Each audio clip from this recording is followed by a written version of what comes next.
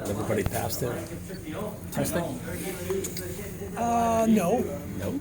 No, there'll be some guys that, again, there's still an educational process. These are young kids, and understanding they're now being evaluated as pros, and they have to compare themselves against the pros and established guys. And you'll realize that there's some work to be done, and that'll be pointed out. And really, it's about going forward for each and every one of them. Some guys will be returning to junior teams that will have the expectation next year that they have to pass. We expect them to pass. They'll have to do some work as a result of it if they don't. But it's still an educational process, and as far as personal growth. Are they the guys who didn't pass? Are they going straight back to juniors right now? No. We're going to Buffalo, and all these kids are going with us. But they'll have some remedial work to do and understand. More importantly, understand what it does take, and what the expectations are. Maybe I'll take them over and make them watch the vets run and realize that that's who you're competing against for a job at the National Hockey League level, and that's what the expectations are. So that'll be clearly defined, and it's not about the failure piece. It's just an understanding of where you got to get to. What's the overarching message to this group as you go to Buffalo? This is about opportunity. You make an impression. You have a chance to make an impression that you can't peel back after the fact. So, but the optimism piece for all of us as evaluators are really excited about the group in general. They're going to play against their peers for the most part. Equally excited the other teams about their own prospects. So go use that as a measuring stick and get comfortable, ready for when the real competition begins next week. But this is not a development camp any longer. This is about learning how to hopefully carve out a job for each and every one of them from a personal standpoint, and then from the team standpoint, understanding that we do things inside out. You should need external motivation at this point in time. You should be driven internally to try and get where you need to get to as a National Hockey League player. As you try to assess these guys in this tournament, just given that they're playing against, they're not playing against AHL guys or NHL guys or whatever, how big is the grain of salt, I guess, that you take their performance with? Well, they will be. There'll be players that make NHL rosters out of these camps.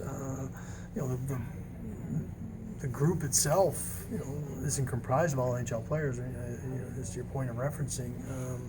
But I think it's important. It's important for these kids to understand that there are measuring sticks along the way in your own personal development, as well as our, understanding of where guys are from a trajectory of when they can possibly play in the National Hockey League and when they can help us win. And we've had guys that have come in and made the jump to the next level, and hopefully we have more surprises in that same area. So it is important.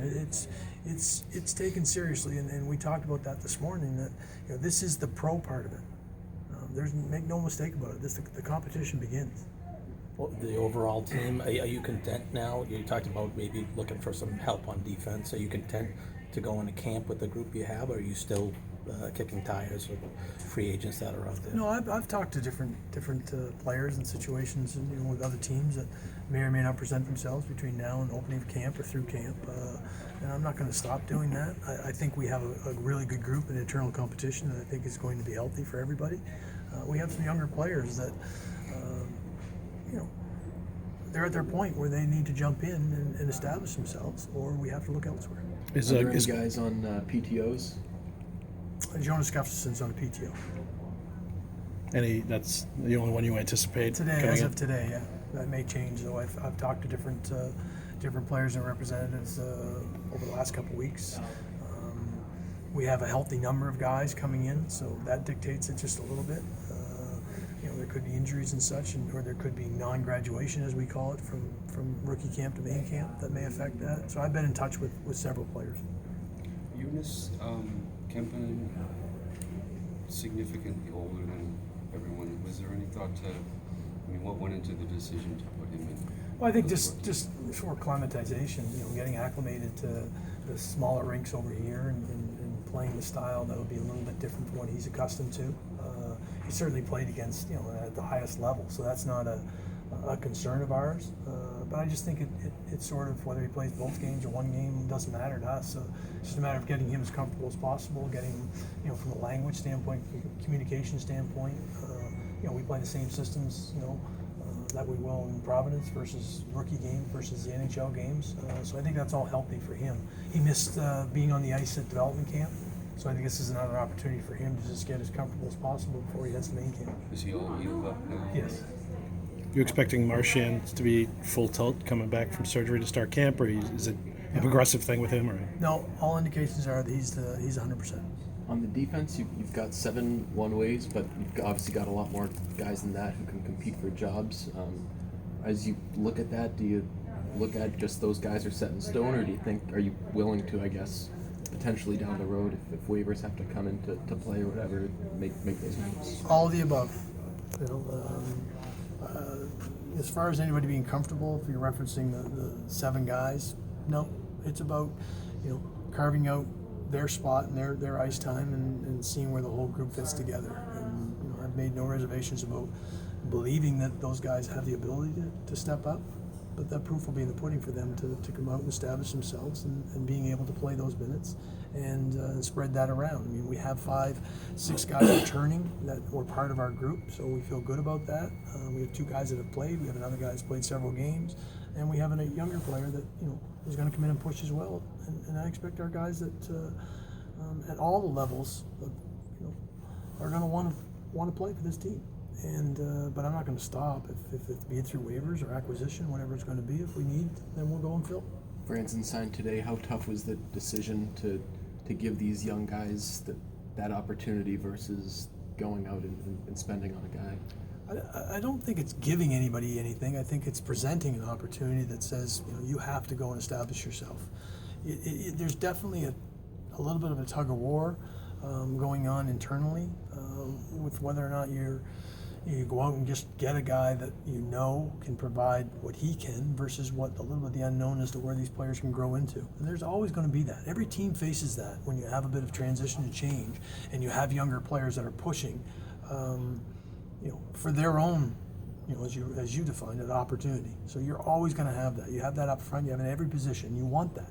That's the internal competition that, as an organization, to continue to get better, we have to have. And you know, so I'm not going to turn my back on it when I feel like guys are in that position to do it. If they fall short of that, then we have to make an adjustment accordingly. Your forward lines are as open as they've been in a long time. I guess sort of how do you look at that, the competition aspect versus maybe the familiarity or the chemistry that you've gone into prior years with? Yeah, there's definitely change involved here. You know, we have continuity, we have strength up the middle of the ice that our guys are returning there.